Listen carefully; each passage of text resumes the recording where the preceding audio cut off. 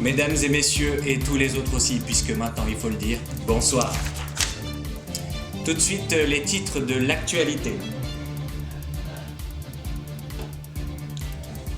Le plan de relance économique adressé par le gouvernement à l'éducation nationale. Si Patrick possède 6 canettes de coca, et qu'il veut donner 4 canettes de coca à Paul, combien il restera-t-il de canettes de coca? 3, 4. Ta-da-da-da-da. Ensuite, nous irons faire un tour du côté de Monaco pour la grande action sociale concernant le groupe Louis Vuitton. Ah non, mais c'est une idée fantastique, hein. Depuis que la mairie a rhabillé les clochards avec du Louis Vuitton, c'est beaucoup plus agréable à regarder. Puis nous raconterons l'incroyable histoire d'une petite entreprise familiale qui s'est lancée dans la fabrication de pieds de chaises en aluminium trempé et en matériaux recyclés au cœur de la Corrèze. Mais tout de suite, retrouvons notre envoyé spécial Jean-Kévin Boulgour. Jean-Kévin, vous êtes avec nous, vous m'entendez ? Oui, merci Jean-Jacques. Je me trouve actuellement devant les locaux de la Caisse d'épargne qui sont actuellement pris en otage. Nous n'avons toujours pas plus d'informations, mais il se pourrait qu'il y ait un certain nombre de personnes à l'intérieur. Et de ces personnes, il serait possible qu'il y ait certaines personnes âgées, auquel cas elles pourraient possiblement être atteintes d'asthme chronique. Auquel cas également, il faudrait bien sûr qu'elles soient prises en charge très rapidement par des soins. Il se pourrait également que ce soit des islamistes mais nous n'en savons toujours rien. Bonjour, alors je m'appelle Axel et aujourd'hui pour l'émission L'Interview, nous allons là à Mouchette à la rencontre d'un cas unique en France, exceptionnel, une placardiste. Oui, c'est évident, une placardiste. Oh putain, coupe. Non, c'est bon, on continue. Oui, donc à Mouchette pour un cas unique en France, placardiste qui met au placard de mauvais souvenirs et donc du coup plus de souvenirs et de moments gênants. Dans le chemin, dans la côte bus, oui, c'est un petit peu escarpé, c'est dangereux, pour rejoindre notre placardiste. Donc ne quittez pas, vous allez avoir un cas, je l'ai déjà dit, mais bon, un cas unique en France. C'est Yuger Plakinotatovichkov Vadiski, on va l'appeler Yuger tout simplement. Et donc on va la rejoindre. On la voit justement, là elle est en train de câliner un arbre. Oui, c'était bien ça, elle câline un arbre. Elle a un petit sourire pervers, oui, elle le câline, en effet. Donc ne quittez pas, chers téléspectateurs, vous allez avoir une émission de qualité avec Axel. Bonjour Yuger. Excusez-moi de vous déranger, Yuger. Comment allez-vous, Yuger? Excusez-moi. Je vois que vous câliniez un arbre. Allô Yael? Bien, parfait. D'abord, première question essentielle.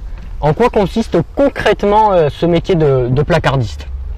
C'est un peu évident, hein. Pour moi, tout est dans le nom, quoi.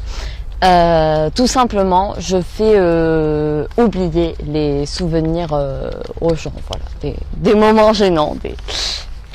Les gens sont doués pour ça. D'accord, c'est très pratique. Hein. Oui. Alors, comment, et où avez-vous fait votre formation pour devenir placardiste? C'est tout simple. Je suis, j'ai fait un séjour en Amazonie. Et c'est là que un homme très sympathique, un guru, m'a... Guru? Un guru? Guru. Oui, un guru. Guru. Guru, oui. Ouais, guru alors? Et oui, guru. Depuis combien de temps exercez-vous ce magnifique métier? Tous les 2 mois, je dirais. Environ. D'accord, merci. Le cas le plus extraordinaire que vous ayez eu à traiter? Alors c'est compliqué, c'était un patient qui...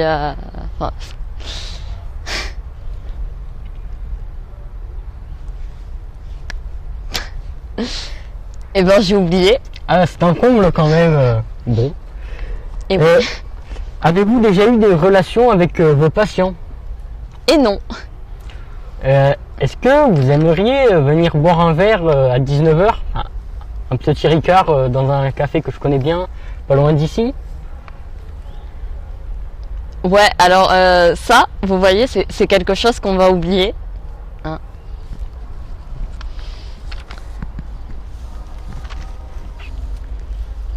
Qu'est-ce que je fais ici déjà?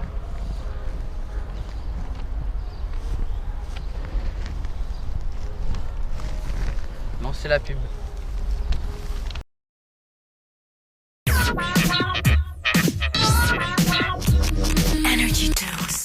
Après avoir saisi l'adresse, une partie de la brigade s'apprête à s'infiltrer au sein du groupe de trafiquants. T'as vu le match Toulouse-Castré? Bah bien sûr que je l'ai vu, oh. Enfin bon, oublié. Oh merde, On va se les faire. À ce moment-là, c'était tendu. Un fourgon était posté à l'extérieur au cas où ça dérape.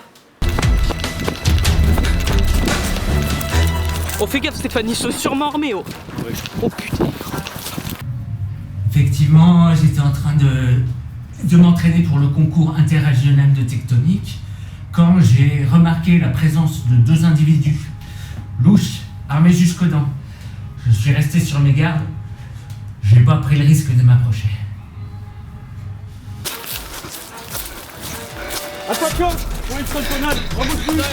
Oh lâche ça, t'as quoi d'aller mettre toi?